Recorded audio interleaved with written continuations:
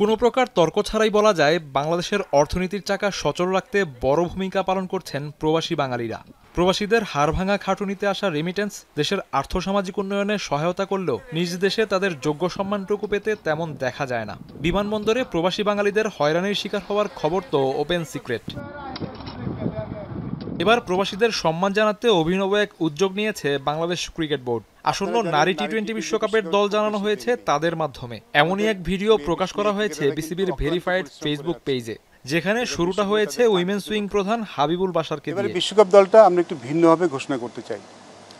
সারা বিশ্বের বিভিন্ন প্রান্তে ছড়িয়ে থাকা প্রবাসী বাংলাদেশিরাই কিন্তু এবারের বিশ্বকাপের স্কোয়াডটি ঘোষণা করবেন। 15 সদস্যের বাংলাদেশ স্কোয়াডে চমক তাজ নেহারের অন্তর্ভুক্তি। কোনো ধরনের আন্তর্জাতিক ম্যাচ না খেলেই সরাসরি জায়গা করে নিয়েছেন বিশ্বকাপ দলে। দিলারা আক্তার, তাজ নেহার বাংলাদেশ নারী ক্রিকেট দলকে টি-20 বিশ্বকাপের জন্য শুভকামনা। আমি সুবর্ণা শারমিন, আছি কানাডাতে।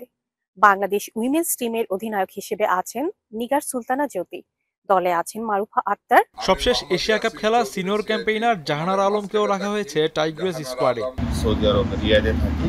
রাবেয়া খান সহ বাংলাদেশ নারী ক্রিকেট দলকে টি-20 বিশ্বকাপের জন্য শুভকামনা।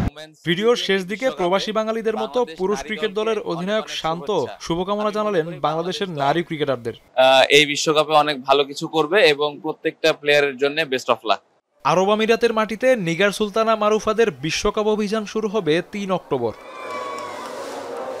এসকে শাওন, এখন। 250-টিরও বেশি ডিজাইন অপশন নিয়ে ওয়ালটন স্মার্ট ফ্রিজ, বোঝে আপনার প্রয়োজন।